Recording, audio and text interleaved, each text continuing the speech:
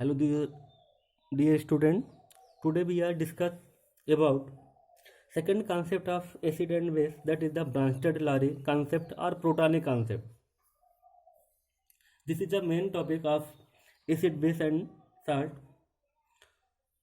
So this concept was given by a Danish chemist J.N. Bronsted and T.M. Lowry in 1923.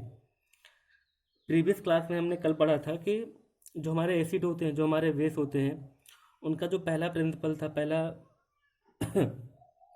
Concept था, वो हमारा था Arrhenius concept, जिसमें आपने बताया था कि जो हमारे सब्सटेंस होते हैं वो वाटर में यदि डिसोसिएट हो करके, वाटर में आयोनाइज्ड हो करके प्रोटॉन देते हैं तो दे आर कॉल्ड एसिड। यदि हाइड्रोक्साइड आयन देते हैं इन एक्वस सोल्यूशन तो दे आर कॉल्ड बेस। लेकिन ऐसे हमारे बहुत सारे सब्सटेंस थे जिनमें ना तो प्रोटॉन पाया जाता है, ना तो हाइड्रोक्साइड पाया जाता था। बस उसमें जो टेंडेंसी होती थी कि उनकी जो प्रॉपर्टी होती थी या तो बेस की होती थी या तो एसिड की होती थी। तो कैसे हम लोग उनको बता सकते हैं कि ये हमारा एसिड है कि बेस है? तो जो ऐसे बहुत सारे हमारे सब्सटेंस थे जो वाटर में डिसोसिएट होकर के ना तो प्रोटॉन देते थे ना तो हाइड्रोक्साइड आयन देते थे, तो उनके लिए जो हमारा सेकंड कॉन्सेप्ट आया वो हमारा था ब्रॉन्स्टेड-लॉरी कॉन्सेप्ट और प्रोटॉनिक कॉन्सेप्ट, जिसके बिहाफ पर हम लोग बता सकते हैं कि हमारा एसिड है, ये हमारा बेस है। तो ये जो हमारा कॉन्सेप्ट था, इसे 1923 में एक हमारे डेनिश साइंटिस्ट थे जिनका नाम था J.N. ब्रॉन्स्टेड और दूसरे थे हमारे T.M. लॉरी ने इस कॉन्सेप्ट को यहाँ पर प्रपोज किया था। So this concept is also called Bronsted-Lowry concept or Protonic concept. According to this concept, acid are those substance which have tendency to donate proton.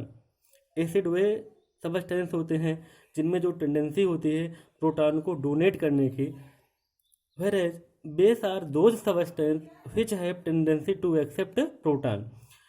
Base हमारे क्या होते हैं? बेस हमारे ऐसे सबस्टेंस होते हैं जिनमें जो टेंडेंसी होती है प्रोटॉन को एक्सेप्ट करने की। तो हम कह सकते हैं तो प्रोटॉन डोनर आर एसिड। जितने भी हमारे प्रोटॉन डोनर होते हैं वो सारे के सारे हमारे एसिड होते हैं, और जो हमारे प्रोटॉन एक्सेप्टर होते हैं वो हमारे बेस होते हैं। तो acid are those substance which have tendency to donate proton and base are those substances which have tendency to accept proton is known as acid and base. For example, when HCl react with ammonia in aqueous solution to form ammonium ion and chloride ion. Here HCl is a proton donor. Here HCl is a proton donor and ammonia is a proton acceptor. So on the basis of this concept, proton donor is a acid, proton acceptor is a base. So here HCl is a acid. Why? Because of this. Because HCl is a proton donor. Ammonia is a proton acceptor. So it is called a base.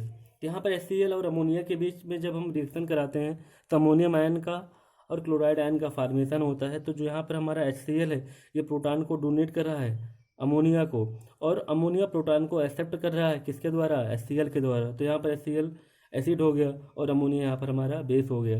दूसरा example यहाँ पर हमारा HCl plus H2O, ये हमारा बनाता है hydronium ion plus Cl minus. यहाँ पर भी HCl जो है प्रोटॉन को H2O को डोनेट कर रहा है, तो जो हमारे प्रोटॉन डोनर होते हैं वो हमारे एसिड होते हैं। H2O यहाँ पर प्रोटॉन को एक्सेप्ट कर रहा है, तो जो हमारे प्रोटॉन एक्सेप्टर होते हैं वो हमारे बेस कहलाते हैं। तो according to this concept, acid are those substance which have tendency to donate proton and base are those substances which have tendency to accept proton.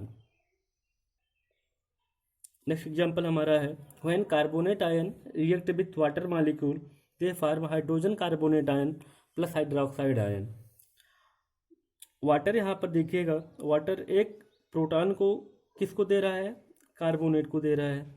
तो here carbonate is a proton acceptor and water is a proton donor. तो proton acceptor is a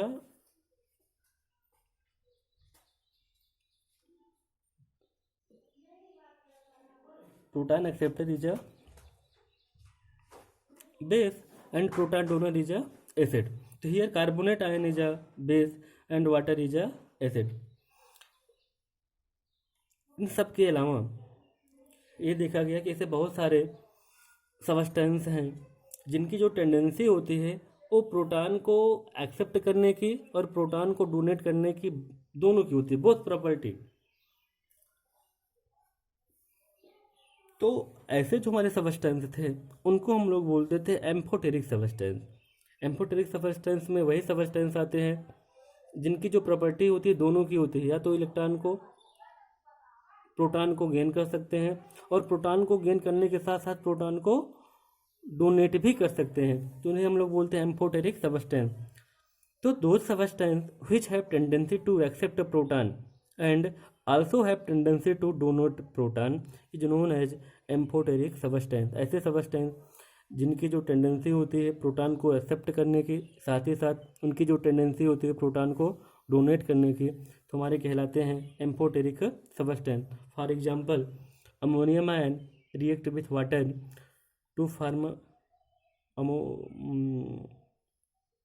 hydronium ion and ammonia. तो here ammonium ion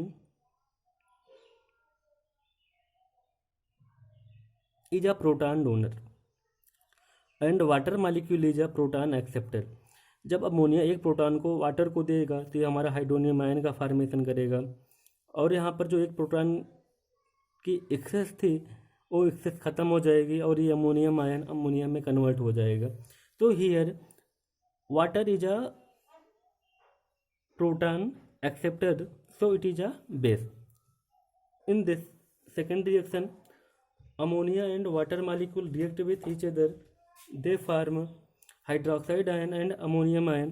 Here is a ammonia is a base and water is a acid। Why? Because of this, because water donate proton, तो जिनमें proton donate करने की tendency होती है that is the acid. Here ammonia is a proton acceptor, so it is a base.